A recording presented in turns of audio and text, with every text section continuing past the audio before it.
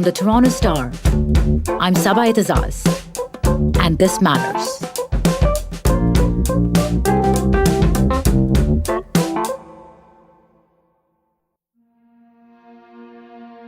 You want to know what's kept me going during this pandemic?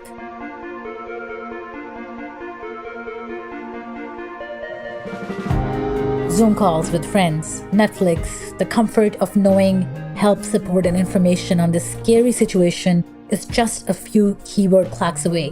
Feeling connected and a part of things online when the whole world has gone into isolation IRL. Now imagine having to face COVID-19 without the internet.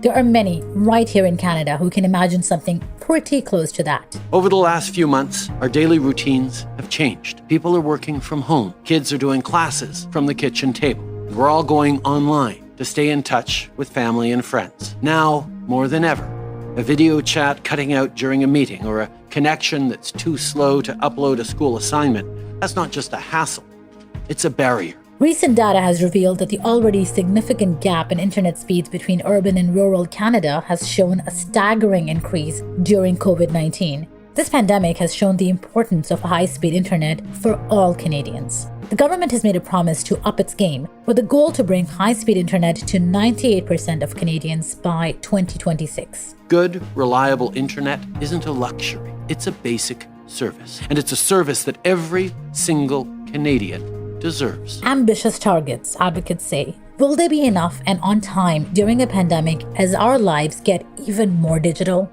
Alex Boudelier is a national politics reporter with the Toronto Star, and he joins me today to talk about what the digital divide means for Canadians and what will it take to end it. Hi, Alex. Thanks for joining me. Hey, always a pleasure. So tell me a little bit about Canada's rural-urban digital divide, so to speak. What does it mean exactly? Yeah, I think for a lot of us who live in major cities or urban centers, we kind of take for granted the connectivity that we have to the internet. That's not the case in rural communities, particularly communities in Canada's north, which is quite vast and quite isolated. But basically, there's a pretty significant gap between what we enjoy as the internet and what people in those rural and remote communities enjoy as the internet. It's pretty stark. You know, for most Canadians who live in major cities, we have very good access, what they call 50-10 speed, so 50 megabytes per second download, 10 megabytes per second upload. I think 97% of Canada has that, but in those communities that don't, it really sort of closes off the possibilities that the internet provides to the rest of us to those communities. And this number seems to be getting wider, this gap. According to this recent report by the Canadian Internet Registration Authority, this has kind of become staggering during the pandemic, right? Can you talk more about that? Yeah, no, it's interesting. So think about our lives and how much they've changed since the pandemic hit. You know, I've been lucky enough to be able to work from home, and I've been, able to work from home because I have reliable, fast internet and cell service. In April, according to that CIRA report, rural download speeds were nearly 12 times slower than even before the pandemic. So that divide between, the majority of Canadians and the few communities who don't have access to high-speed internet got even worse. And, we're not talking just about, it being annoying when Disney Plus won't buffer, and your kids are screaming.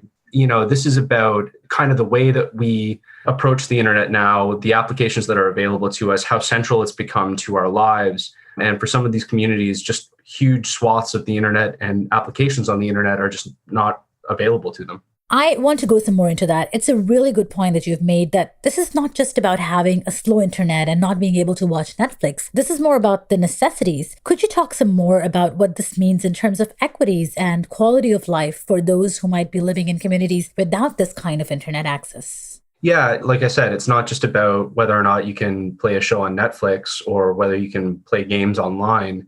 It's about telehealth. It's about the digital economy, e-commerce, Uber, all of these things that we sort of take for granted in central Canada and urban Canada, I should say, not being available or a possibility to these communities that could, greatly benefit from it. I read one report when I was working on this piece about how, if you wanted to upload an X-ray in a telehealth system in some of these communities, it would essentially knock everybody else off the internet for a time while that uploads.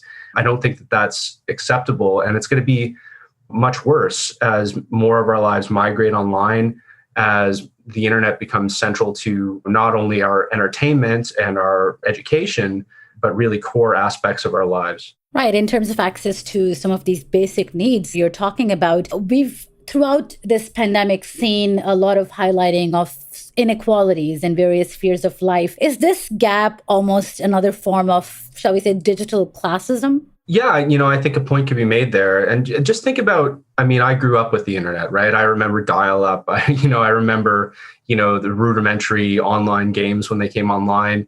And now, I'm bringing kids up who have iPads and educational games and, all of this at a fingertip. My kids can't imagine a life where you had to wait an entire week to see the next episode of a show. It's at their fingertips. So think about how central it has become to our cultural lives, to our own personal well-being, either good or ill, depending on what social media platforms you're on. But nevertheless, it's become a sort of part of our culture and part of how we view the world. And if this divide persists, particularly as we move towards 5G and all of the revolutions that could bring, I think that, you're going to see basically two classes of citizens: people who can participate in the digital economy, people who can participate in the digital culture, and people who can't. And we're seeing more and more of this sort of transformation into a virtual community, a virtual lifestyle because of the pandemic as well. It's changed how Canadians will be working or operating businesses in the years to come. And this has stark implications for those who don't have access to the high-speed internet or the internet quality needed to have that kind of life. Yeah. And the communities that it affects, kind of ironically, are the communities that could benefit most from it, right? Think about e-learning, think about telehealth. In remote and rural communities, these things are real lifelines and real equalizers for those communities who, are not big cities and urban centers and don't have perhaps the same quality of schools or the same quality of healthcare. So this is more than just the internet being annoying and not being able to connect. This is about how we grow and develop as Canadians.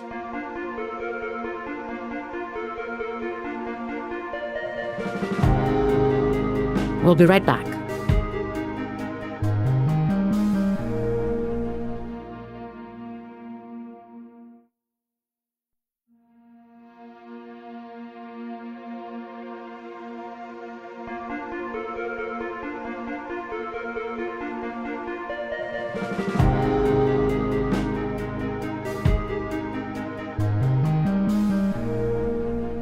Let's talk about the political aspects of this and what can be done here. You just wrote about the latest funding that Ottawa has announced to expand infrastructure. So tell me more about that. And also, what would make this effort any different than multiple similar ones we've heard about in the past? Yeah, it's a good point.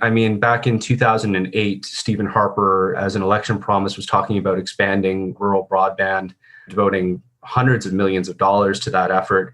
The Conservatives, over the course of their majority government, introduced several iterations of that promise. And the Liberals, since they've taken power in 2015, have introduced, several iterations of their own promises to this. So this week, the Liberal government announced $1.75 billion over 7 years, which is a substantial amount of money to sort of close this digital divide. But what's interesting, I think, and new is that they've actually set goals. The industry department was criticized by the Auditor General a few years back for not setting a goal for connectivity for rural and remote communities. Now we have a goal, and it's 100% of Canadians with 50/10 speed, I think by 2030. At least we now have something we can measure our ambitions against. But I think it's an absolutely fair question to ask. Governments have thrown money at this, have attempted to do this, have made it a priority, or at least said it's a priority, and it's not gotten done. And in fact, some cases it's gotten worse.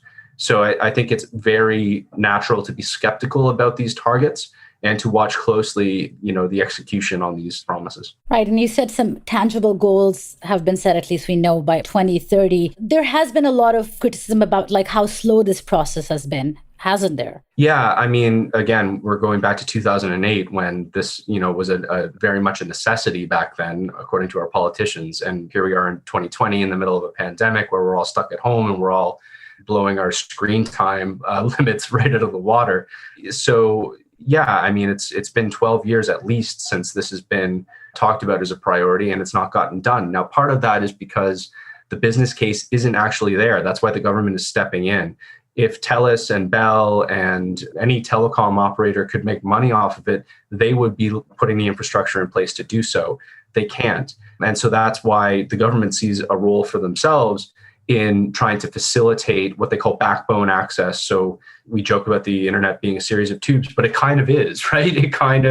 You need the infrastructure in place, the backbone infrastructure to these communities to carry high-speed internet. Another interesting aspect of it is looking at satellite to provide high-speed internet. So the government also announced a substantial amount of money for low Earth orbit satellites to provide high-speed internet in the most remote northern regions of the country. So that's another aspect of it. But really, for communities who don't have high-speed internet, they need that backbone access. So that's why the government thinks that they need to provide the infrastructure. And like you said, the business case isn't there in this situation. What do the advocates for good access to internet say about this? Are we focusing on the right things here in terms of, you're talking about the government putting in a lot of investment monetarily? Yeah, I mean, I don't think anybody wants the government to be putting down their own infrastructure. There's a role for government, and it's probably in funding. So I don't think you see a whole lot of criticism there. The criticism, I think, over the last decade or so has been a lack of measurable targets, a lack of accurate and timely reporting on progress. And just as you mentioned, the delay, it's been more than a decade. So I think that that's where the criticism lies, not so much in the model that the government's proposing, but the time that it has taken to get this done. And is there any data for which communities, which areas are the most effective and what the impact has been there? Yeah, actually, the government has published a map, which is quite striking when you look at it in terms of what communities have the best and fastest internet access and what communities don't. And it kind of goes along with what you'd expect. In Toronto, you've got, very good, reliable, fast internet. In Ottawa, in Montreal, in Vancouver, in major centers, you have good, fast, reliable access to the internet.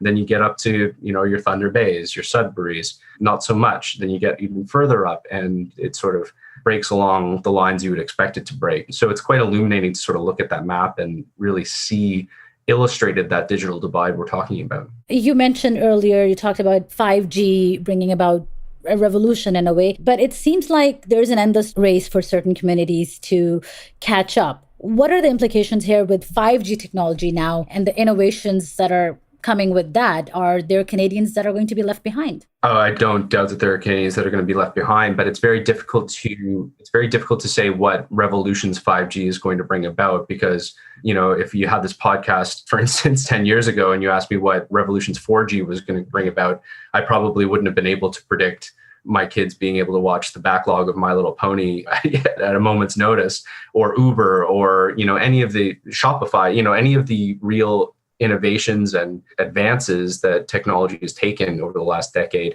So we can't know exactly what revolutions 5G is going to bring about. We have some ideas, but I think that the main thing to take away from this is that those revolutions and those advantages and those innovations are going to be available to sort of a privileged majority of Canadians and not to the entire country. And I think that that's why, you have really bipartisan support for this project, because, think about a kid growing up in Nunavut. If they had the same access that I had growing up or that my kids have, what could they do with that? What could they do for their community? What could they do for the world? What innovations would they bring about? We don't know, as long as there's this sort of two-tiered digital citizenry in this country. It seems that the online arena has become a new space where these kinds of inequities play out. Absolutely. Thanks so much for your time and your insight, Alex. It's always great to have you. Always a pleasure. Thanks so much. I was talking to Alex Boudelier. He's a national politics reporter with the Star's Ottawa Bureau. That's it for today. Thanks so much for listening. This Matters is hosted and produced by me, Sabai Tazaz, Adrian Chung, and Raju Mudhar. Produced and mixed by Sean Pattenden, and our director of programming is JP Fozo. Our show theme music is by SoCalled, and our episode music is by Mike DeAngelis. We want to hear what stories matter to you. Please send us comments, questions, or ideas to thismatters@thestar.ca. please consider supporting the journalism the Toronto Star newsroom does at thestar.com. And don't forget to subscribe to This Matters on Apple Podcasts, Spotify, or wherever you listen to your favorite podcasts. Let's talk soon.